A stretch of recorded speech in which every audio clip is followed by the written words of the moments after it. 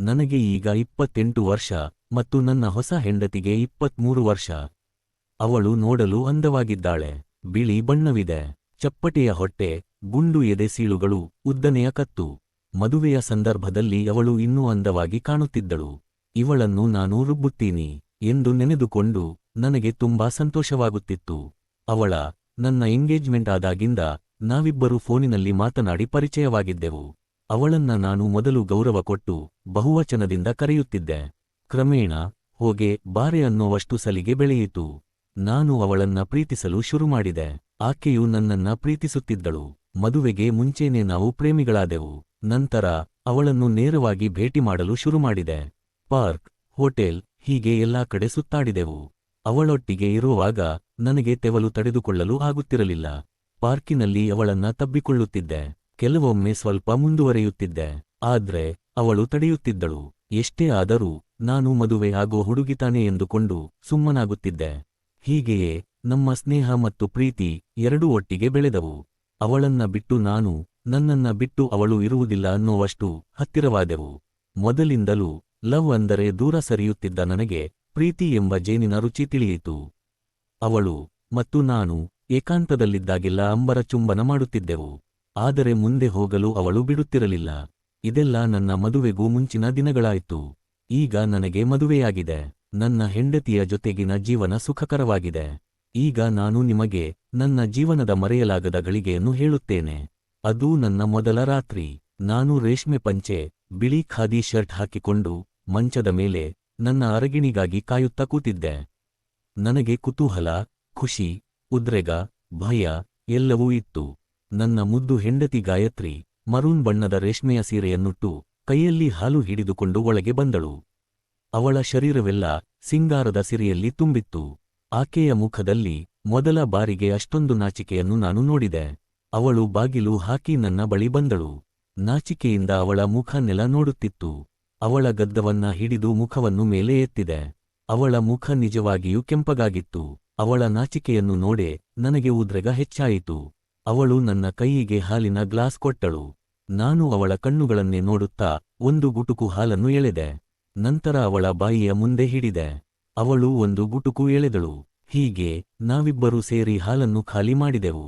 ಪಕ್ಕದಲ್ಲೇ ಇದ್ದ ಟೀಪಾಯಿ ಮೇಲೆ ಗ್ಲಾಸನ್ನು ಇಟ್ಟೆ. ಅವಳು ಬಗ್ಗಿ ನನ್ನ ಕಾಲು ಮುಟ್ಟಿದಳು. ನನಗೆ ಇಂತಹ ಸಂಪ್ರದಾಯ ಹಿಡಿಸಲ್ಲ ಅಂದು ಅವಳನ್ನ ಎಬ್ಬಿಸಿದೆ. ಅವಳ ಮುಖ ಹಿಡಿದು ಅವಳಿಗೆ ಆಳವಾದ ಅಂಬರ ಚುಂಬನ ಮಾಡಿದೆ. ಅವಳು ತಿರುಗಿ ಚುಂಬನ ಮಾಡಿದಳು. ಅವಳ ಸೀರೆಯ ಸೆರಗನ್ನು ತೆಗೆದು ಕೆಳಗೆ ಚೆಲ್ಲಿದೆ. ಅವಳ ಕುತ್ತಿಗೆಯ ಭಾಗಕ್ಕೆ ಮತ್ತು ಕೊಡಲು ಶುರುಮಾಡಿದೆ. ಹಾಗೆ ಕೆಳಗೆ ಬಂದು ಅವಳ ಎದೆ ಸೀಳುಗಳ ಮೇಲೆ ಹಿಚುಕಿದೆ. ಮತ್ತೆ ಮೇಲೆ ಹೋಗಿ ಅವಳ ತುಟಿಯಲ್ಲಿ ದುಂಬಿಯ ಹಾಗೆ ಮಕರಂದ ಹೀರಿದೆ.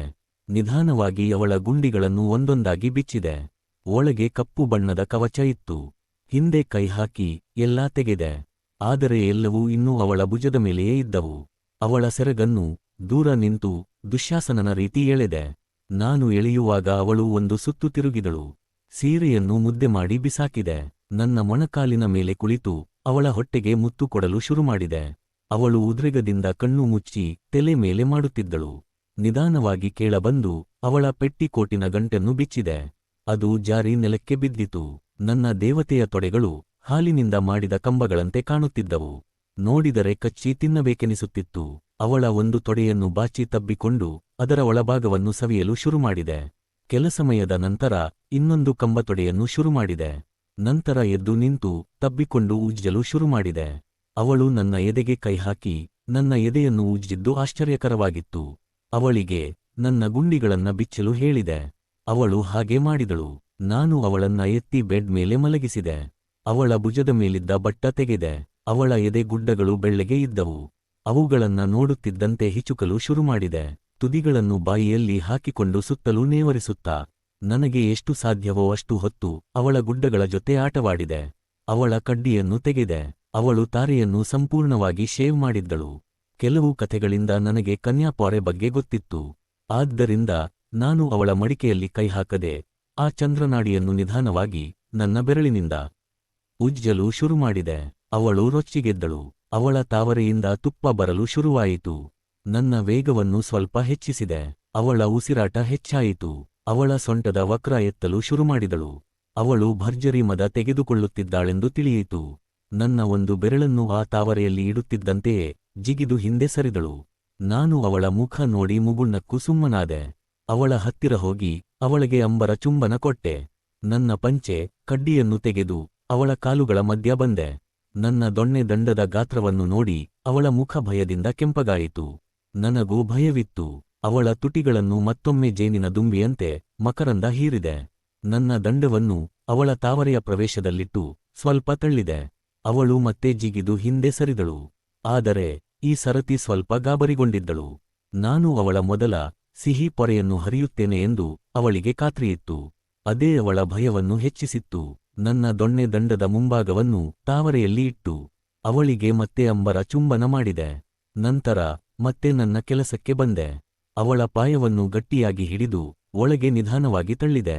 ಅವಳು ನೋವಿನಿಂದ ಬೆಡ್ಶೀಟನ್ನು ಮುಷ್ಟಿಯಲ್ಲಿ ಹಿಡಿದಿದ್ದಳು. ಅವಳ ಕಣ್ಣುಗಳನ್ನ ಗಟ್ಟಿಯಾಗಿ ಮುಚ್ಚಿಕೊಂಡಿದ್ದಳು. ಕಣ್ಣೀರು ಬರುತ್ತಿತ್ತು. ಆಕೆಯ ಇನ್ನೊಂದು ಕೈಯನ್ನು ಬಾಯಿ ಮೇಲಿಟ್ಟಿದ್ದಳು. ಅವಳಿಗೆ ನೋವು ಕೊಡಲು ನನಗೂ ಇಷ್ಟವಿರಲಿಲ್ಲ. ನಾನು ಮತ್ತೆ ಅಂಬರ ಚುಂಬನ ಮಾಡುತ್ತಲೇ ನನ್ನ ದೊಡ್ಡ ದೊಣ್ಣೆ ದಂಡವನ್ನು ಜೋರಾಗಿ ತಳ್ಳಿದೆ. ಅವಳು ನಾವಿನಿಂದ ಜಿಗಿದಳು. ಆದರೆ ಅವಳ ನಾವನ್ನು ಕೆಲವೇ ನಿಮಿಷದಲ್ಲಿ ಮರೆಸಿತು. ನಂತರ ಚಂದ್ರನಾಡಿಯನ್ನು ಉಜ್ಜುತ್ತಾ ನಿಧಾನವಾಗಿ ಮಾಡಲು ಶುರುಮಾಡಿದೆ. ಕೆಲಹೊತ್ತಿನ ನಂತರ ಅವಳು ಖುಷಿಪಡಲು ಶುರುಮಾಡಿದಳು. ರಾತ್ರಿಯೆಲ್ಲ 3 ರಿಂದ 4 ಸರತಿ ನಾನು ಉದ್ಗಾರಗೊಂಡೆ. ಅವಳು ಉದ್ಗಾರಗೊಂಡಳು. ಇದು ನನ್ನ ಮೊದಲ ಅನುಭವ. ಹೇಗಿದೆ ಅಂತ ಕಾಮೆಂಟ್ ಮಾಡಿ ತಿಳಿಸಿ.